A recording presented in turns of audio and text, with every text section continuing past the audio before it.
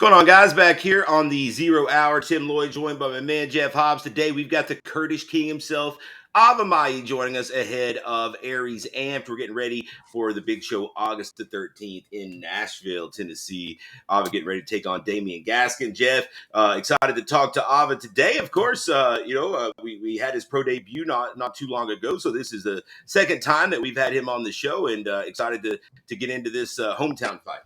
Yeah, I was always been a wild card. We got lucky. We got him for his pro debut, and then after that, you're like, shit, are we going to see him again? Are we ever going to see him again? And we got it now 2 times in a row, baby. The Kurdish king, the crown jewel, the Prince of Persia, whatever you want to call him. He is here, and he's coming It's again. Kurdistan.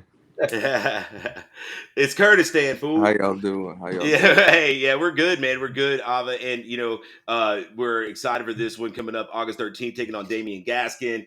This will be your second pro fight. We talked to you before your first pro fight, so before we get into this one, let's backtrack a little bit, revisit that pro debut. Got the unanimous decision win over Austin Carter, hard fought victory. Your first time in there in quite a while. So, what did you take out of this one, man? You got the win, which is always good, but I know sometimes in hindsight, you go in there and you want to get that quick finish, but after having that time off, I would think it was actually welcome for you to get in there and get a good 15 minutes of cage time. Yeah, it was about like a 2-year layoff, a little longer than that. So,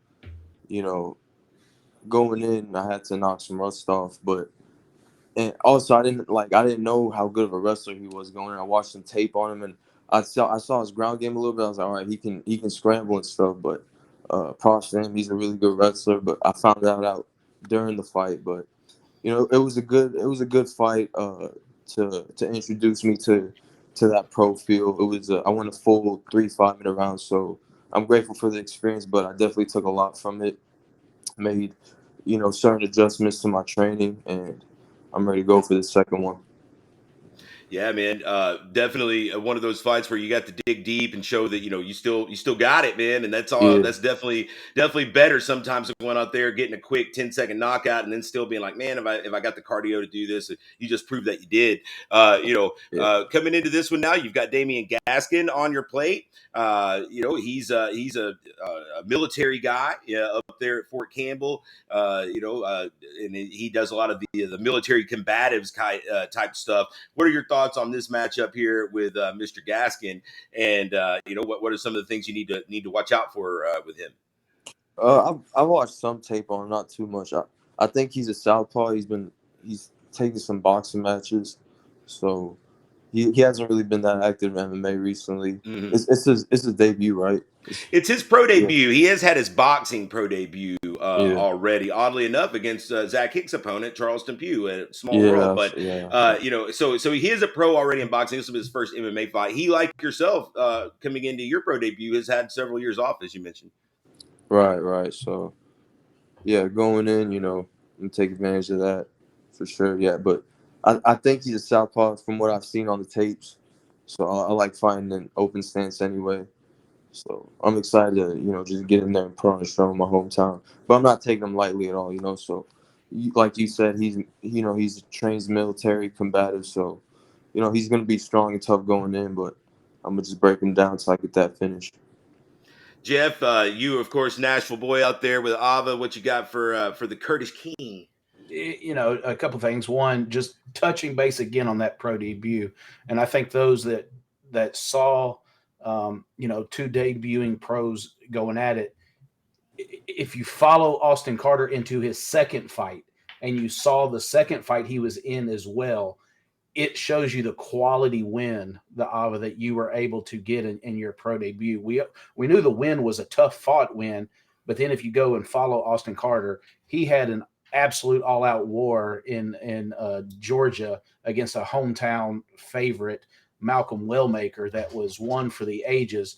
And that loss, being 0-2, one, he's a scary 0-2 because the kid's tough.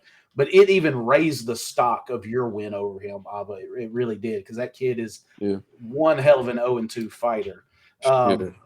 But like you said, I think what we're looking at here is we're going to look at a gritty, a tough. First off, hats off to anybody in the military serving their country and doing it day in, day out and grinding. But those combatives, a lot of people dismiss combatives and they think, well, it's not really fighting. It's not really. Well, I mean, those guys are training literally to fight for their lives, if in a situation. So we know he's going to be tough.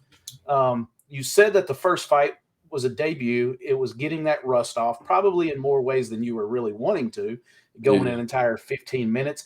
But now does the focus switch to, all right, there's no more getting rust off. I told these guys I was going to stay busy. I meant it. I'm looking to go 2-0, but I want that finish now. Is now the difference the finish? Yeah. Now I want to open up. That was a good experience going that full 15, because that going into that debut, it's in the back of your head, like you don't really know if you can go that full 15. But once you reach that milestone, it's like, all right, cool. So now I know I'll be good. So it's time to open up and see what I can really do in there. Yeah, I talked to your management, after that fight, and I think you were definitely happy with the outcome and your performance. Didn't necessarily, like you said, you would have liked to have gone in and got to finish, but I think in hindsight, everybody after that fight sat down and said, had you just walked right in there and finished a guy in, 60 seconds, and the fight was over, how do you really know where you're at? How do you know what you need to improve on? And I think everybody agreed that was probably the best thing that could have happened to you on your pro debut, is to push yourself to that limit. Because when you start out that pro career with a fight that tough, I'm not saying the next ones are going to be easy fights, but you're not lying to yourself about where you're at. You were able to see, some things that you want to improve on. Do you feel that actually in the long run is going to help you now in fight 2, fight 3, that you came out the gates that tough a matchup? Right, yeah, most definitely. Because now I know I can dig deep in there. I already knew, because I've had that in the amateurs. I've had that experience, but now, like, going against a tough guy like him, he was decorated in wrestling, so he came in the sport later at an age, so like he's kind of fresher in a way. So going against a gritty guy like him, that's a really good experience, because now I know I can get gritty too. So absolutely. Yeah. Well, before I let Tim get back to the MMA stuff and talking about this fight coming up in a few weeks, as good a fighter as you are, Ava, and a lot of people would look at you in the cage and think, man, this cat is an athlete. I got to see you in the batting cage the other day, and there may or may not be some footage floating around of you taking a few swings of the bat at something. Is this true or not? I don't know. It's true, but man, I don't play. I don't do that shit. Like that stick ball. No? Yeah, I mean, I'll leave that to to the Americans, huh? Yeah, I'll leave that to whoever's good at it. You know what I'm saying? Hey, it's a good thing you're good at hitting motherfuckers in the face if you can't hit baseballs. I'll swing my hands. I'm gonna try to swing my hands. The target was way too small, wasn't it? That's what it was. Nah, bro, my pitchers suck. Let's be real, the pitchers suck. You saw that. But then when I started pitching to them, it was way better. Oh, they were rocking you, bro. They kept throwing that shit like all the way here and there. I'm like, come on, bro. Well, I do got one more thing real quick though, because I know Tim Loy, our matchmaker, co-owner, is also working on a possible a brother team up here on the same show. He is on the lookout right now to get Little Bro on this card in a grappling match, man. If that happens, how cool is that going to be for you? It's going to be real cool, because, it's going to introduce him to that fight week feel. Also, it's like going to be his first time competing in the cage. He has a lot of wrestling and jiu-jitsu experience, but now it's time to transition over into fighting. So this will be a good little transition, and then Sharing try that to get locker him room on. with your brother. Yeah, yeah. That way we team up real quick. He'll do his thing on the grappling side. I'll handle the MMA thing, and then he'll get his fight hopefully later this year. All right. Maybe we'll see a Mayi brothers tag team Oh about yeah, tag team down the road, grappling. man. Oh, That would be a lot of like fun. jujitsu. Yeah. Yeah. Oh yeah, I'm down. Yeah, let's do that. Yeah. Yeah. Let's get into the training for this one, man. You've been branching out a little bit. Looks like you're back over at National MMA Some. I see you in your social media training there with a lot of guys that are on this card. Zach Hicks, of course, on this card, getting some rounds in with him. What's it been like over there? Good vibes with several guys getting ready for the same date? Yeah, yeah. Like the train is real good. Especially like with the new facility. It's like I'm just putting in so much work in there because there's so much to do, and I'm just grateful. Also, I'm also training at Henzo Gracie Nashville. I'm always getting the knowledge from Coach Sean Williams, and I'm also training Nashville MMA in the evenings. So it's just good work everywhere, and I've improved so much since the last one. I can't really wait to show it. So yeah, and also I made a lot of adjustments, like with the.